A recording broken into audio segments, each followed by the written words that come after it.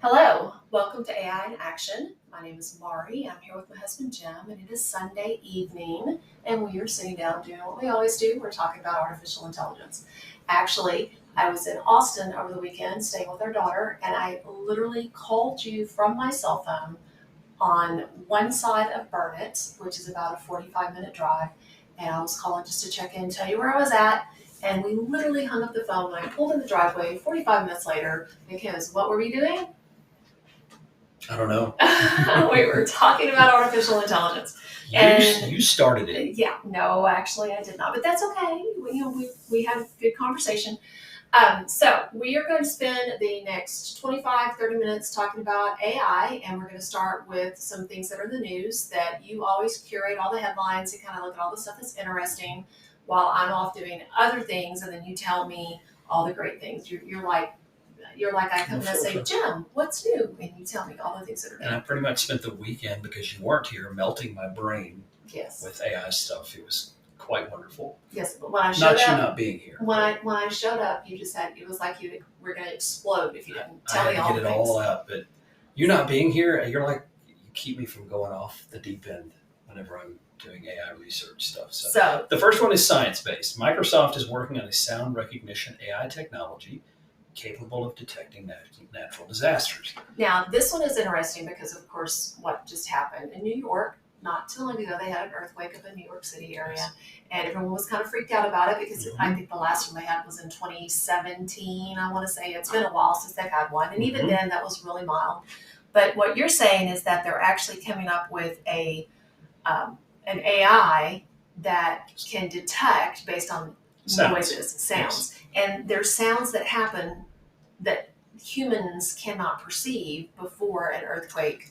That is one of them, yes. There's all kinds of course, this will open up a whole new avenue of research too, because we don't pay that much attention to that kind of stuff. I mean, we do, we have earthquake detectors and storms and all that stuff. But if you think about it, we all know, if you're from Texas or anywhere in the Tornado Alley, that tornadoes have a very unique sound as well. Yes. So with all the people and all their phones, maybe we're going to have a new addition to our weather apps that can listen to sounds for storms. Or all the weather towers that are out there. Towers. All the So again, AI is really good at pattern recognition. That's what it's for. And if you train it with a particular set of patterns, then it gets really good at. Well, just think about here in Llano County, we're very much so susceptible to flash flooding.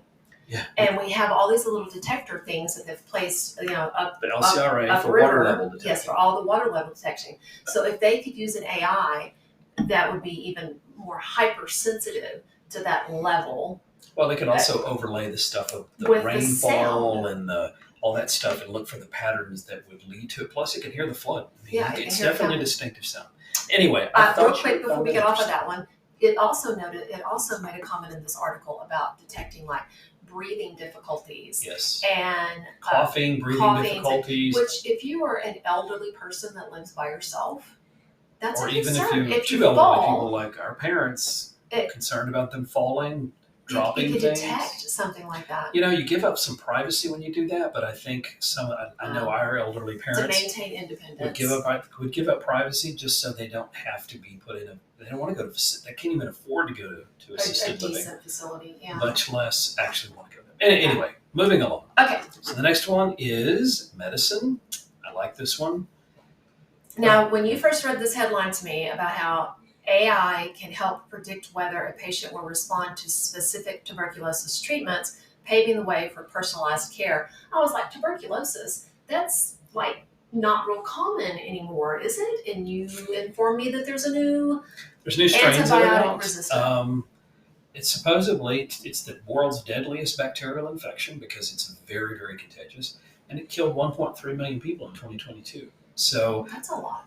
There are strains of it that are now resistant to antibiotics. And so what their goal is now is to figure out what kind of treatments that you could possibly use and they're usually multi-drug. Because of the multi-drug resistant tuberculosis. That would be like a cocktail. That is my guess, yes. So tuberculosis has apparently been around for 1,000 years. Well, actually multiple thousands of years. They found it in Egyptian mummies in 2400 BC. Yeah, it's been around for like 3,000 years that we know about. Yeah, if they could find that bacteria, just think how virulent that bacteria is, if they can recognize it. Yeah, well, yeah, because it's been in a mummy for And they can still recognize the 3,500 years. structure of the I bacteria. guess that's pretty frightening to think about. Hard to kill. Anyway, they're trying to use, like with so many things in medicine, they're trying to use the pattern recognition capabilities of AI tools to recognize, yeah, this appears to be this kind of strain. Based Therefore, on this cocktails is what we know works patient better. data, what they've been Patient on, when they data haven't, it and hasn't research helped, and kind of bring you it know. all together so the doctor can make better choices. Wow, that's amazing. I thought so too. Now from the world of education, because I thought we'd have a little cross section of everything tonight. Okay, so we're in K-12 education ourselves, and one of the things that I'm noticing is that colleges are starting to get on board a little bit more than K-12 education. Mhm. And here's evidence of that because the University of Pennsylvania has named its first vice dean of AI. So they're actually having someone that's going to be working on policy, and it is with the medicine.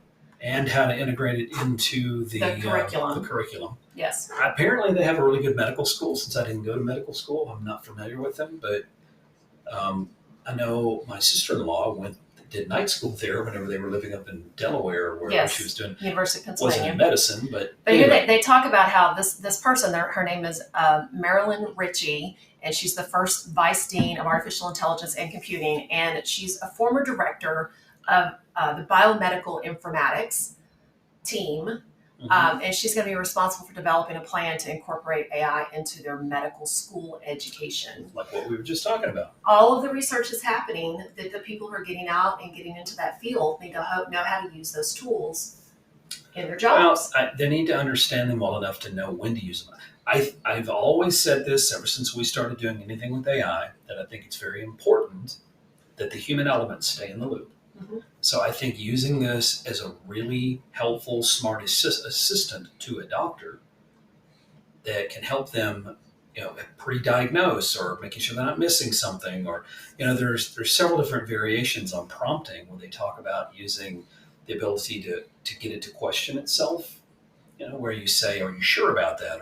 or make it ponder more deeply. You ask it questions like that, or argue with it about something, or argue with it like I do. But either way, it allows the doctor to hopefully catch things they wouldn't have caught before, to maybe have some pre-diagnosis, maybe work with the nurses before they even see the doctor to help them make sure they don't miss things. I think there's a lot of possibilities. We could sit here for an hour just talking about them. But I think this is a good step for a major medical school to actually think it's important enough to look at. Well, I want to pipe in real quick about something because right when I got out of high school, I went to work for a veterinarian. And then quickly I went into doctor's offices, medical doctor offices. Right. And I worked for a wonderful, wonderful neurologist in Austin, Texas. And the thing that I admired the most about him is that if he had someone come into the office that he wasn't sure, if he wasn't like, okay, I know exactly what this is, he would literally go get a book off of the shelf in his office, bring it back in, open it up, and he and the patient would sit there and have a conversation about symptoms and, Was that the physician's desk reference? Was that what he got? Remember that I big don't old book? remember. It was you almost huge. memorized that book. It was the physician's desk reference. Desk reference. That was more about drugs, codes though, and stuff. Well, Yeah, about drugs. No, I'm talking just his medical books. Right. He just went and would pull medical books off the shelf. And just think what he could have done with an AI. What could he have done with AI? And he did not have the ego that caused him not to go do it. So I'm sitting here going, if they put this in the medical school and the kids that are in the colleges, they know that they have that resource, right, and they know how to use that tool when they need it. Yes. It's going to save and help a lot of people. We hope so. We would like to think medicine's going to take a big leap forward. It needs to. It seems really like does. It's kind of stagnant right now, especially with elderly care, but that's a real personal thing for us that we could go off another hour on. So let's move over to government. So there's a lawmaker in California apparently that has introduced a bill into Congress that's going to force, underline, capitalize the word force, AI companies to say where they got the reams of data needed to make their super smart chatbots and image generators. So he wants all these big companies to say exactly where they got all their stuff from. Yeah, there's been a lot of discussions lately. Apparently, there was an interview with a lady from OpenAI that she's kind of in charge of development, and they asked her if they used YouTube for training materials for their video tool. Sora, I think, is what they were talking about. Mm-hmm. And she basically stumbled and said she wasn't sure, and everybody's like, yeah. And then, of course, there was another article shortly afterward that I don't think it's been backed up, but I think it was the New York Times or something. They talked about how they had transcribed millions of hours of YouTube videos, which would violate the terms of service or what you're supposed to be able to do with those things with YouTube. Apparently, there's something. So basically, there's someone who's trying to do a gotcha. Yes. To make them have to pay a lot of money.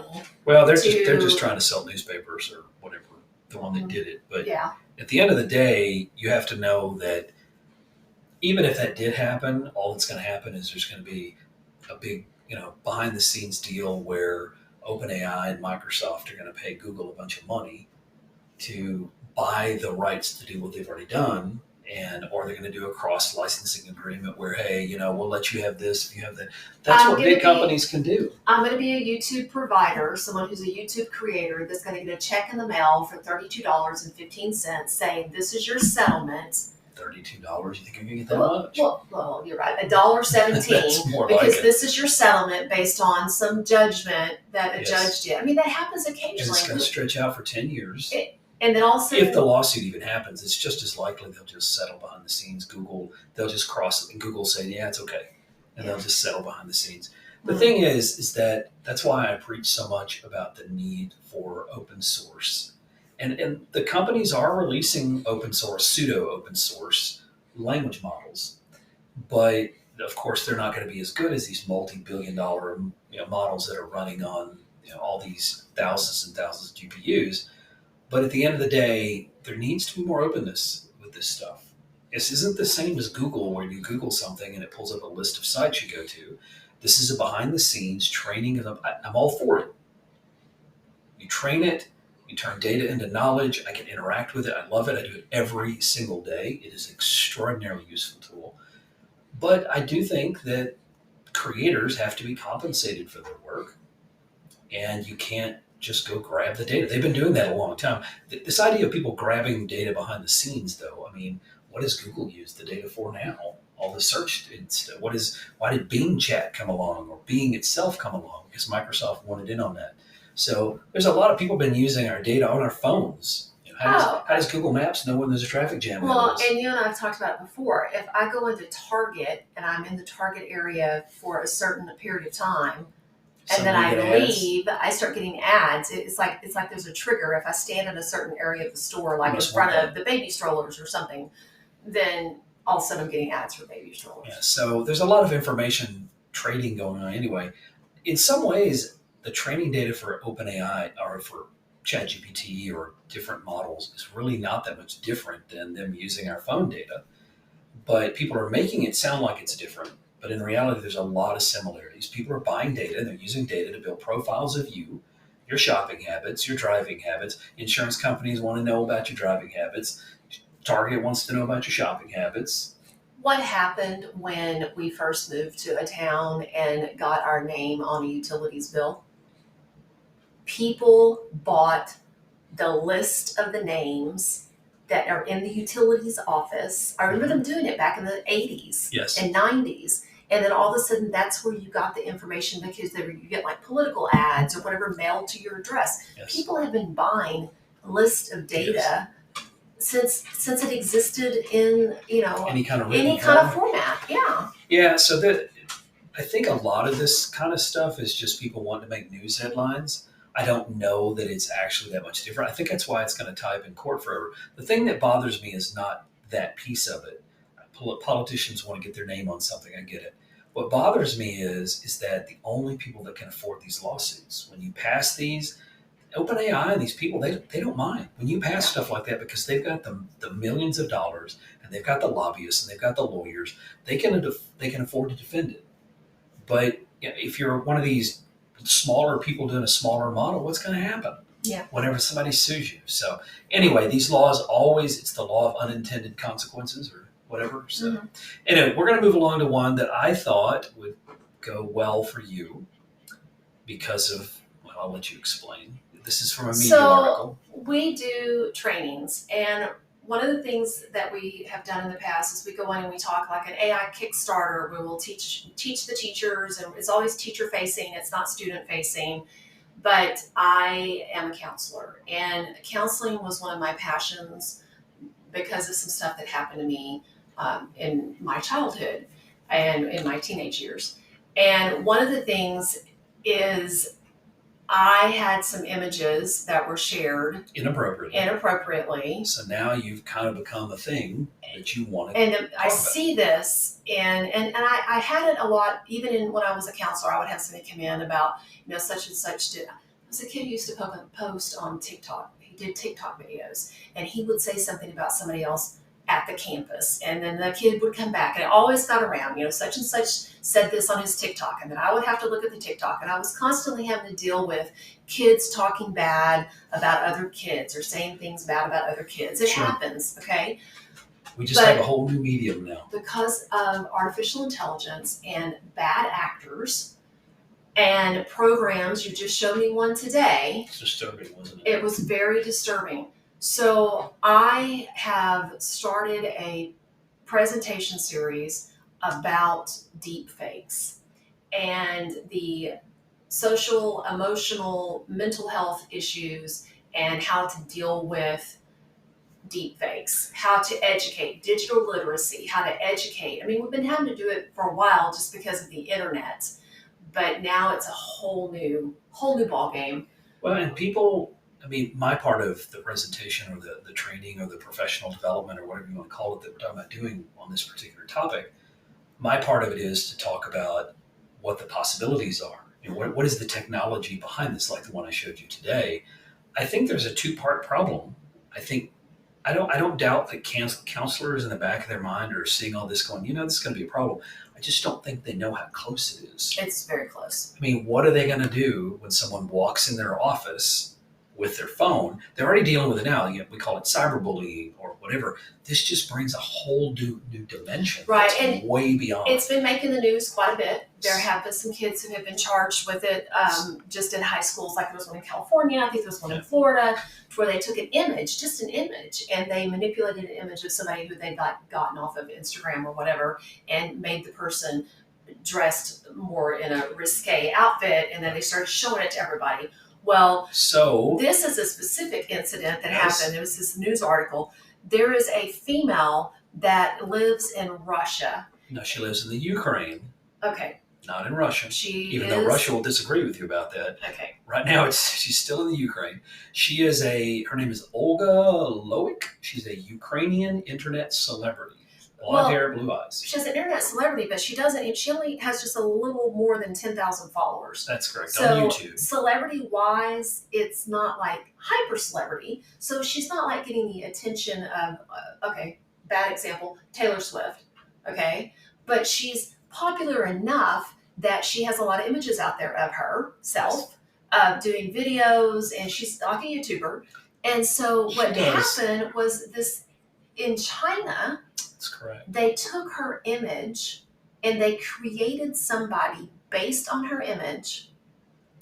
Yes, and her name is now, this is where you got the Russian thing. They changed her to make her sound Russian. Now she's Natasha. I knew I'd gotten Russian somewhere. She is supposedly Russian, loves Chinese food culture, wants to marry a Chinese man and sell some Russian products.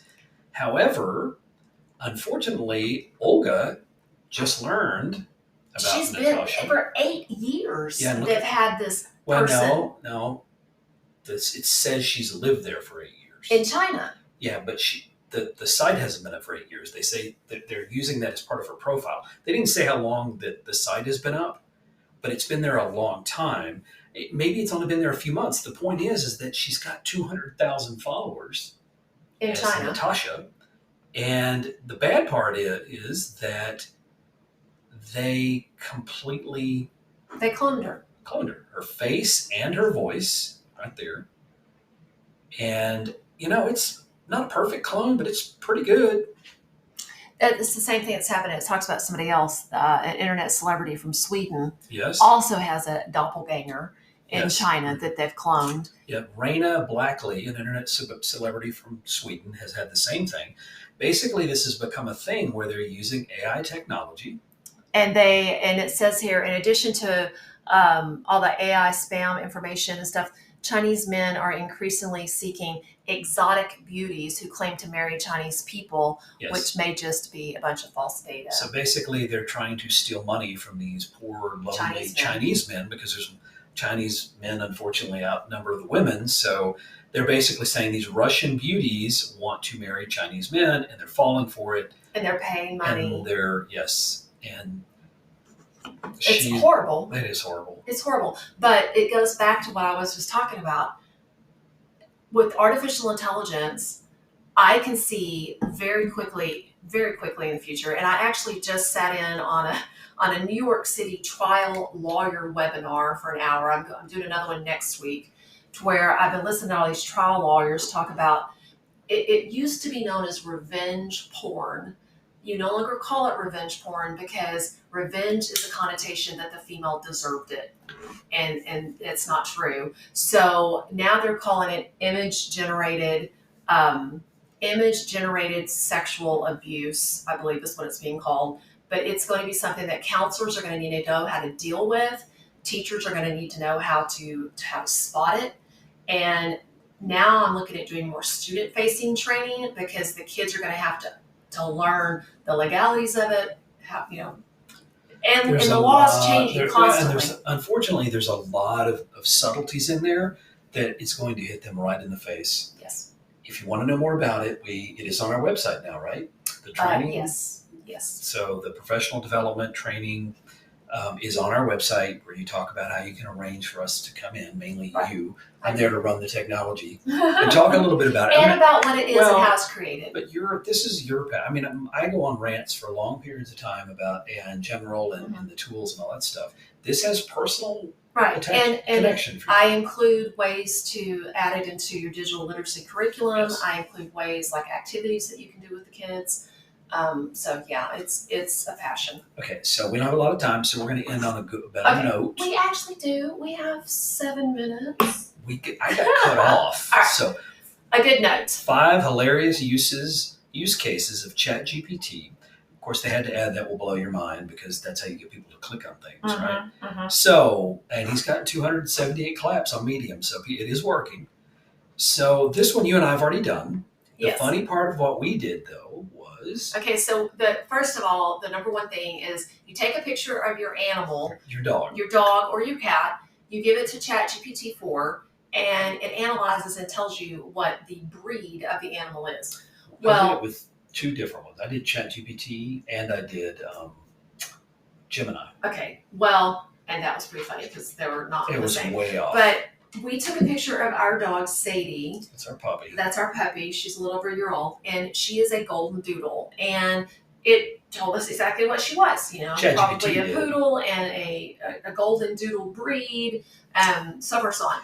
Then she had some issues and had to have her hair shaved. We didn't have... Well, they shaved it a whole lot. They shaved it a lot more than I wanted them to shave it. But we took the picture again, and it really... I think it thought she was a naked mole rat. No, ChatGPT actually did pretty well. Gemini didn't do great on the first one. It went down in flames on the second one. So that's kind of a fun thing to do. You can do it with your cat too. See what kind of breed of a dog you have. You can check your breed. This one I thought you would enjoy because it is. I'm going to do this as soon as we get off this podcast. It's palmistry. So you take a picture of your palm and you put it in ChatGPT, and then you tell it, read my palm. Yes. When will I be rich? What's my life? I think there's things like lifelines and stuff. Yeah, I mean, there is. I never thought about that. Yeah, people say that the wrinkles or the lines on your palm say something about you. Yeah. I'm going to do that. I'll tell you guys next week what my palm reading was. So it says here, the prompt is, act like a palm reader, evaluate my lines in this image in detail.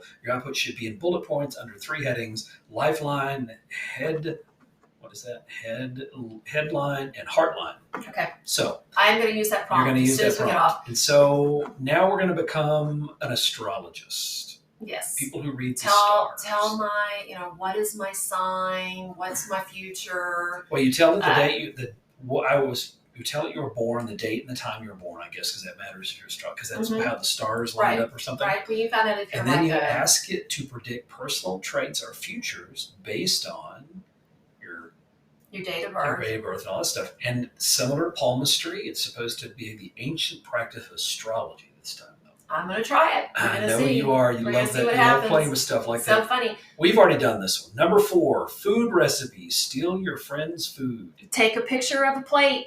It works. It worked really well. We did it when we were in a restaurant a couple of times. Well, we also did it. Here's my food. We were up there and we were talking to a teacher. We were talking to the teacher. Remember, she was eating lunch. Yes. And we took a picture of it to show her how well it worked, and it told her exactly what was in there. Even told her that it was healthy. Nutritional value. It's not 100% right on that, but it was fun. It was also pretty good too. About it just being fun. It was pretty dang good too. All right, what's number 5? We have 4 minutes left. Okay, number 5. I thought you'd like this one as well. Number 5, Yoga GPT.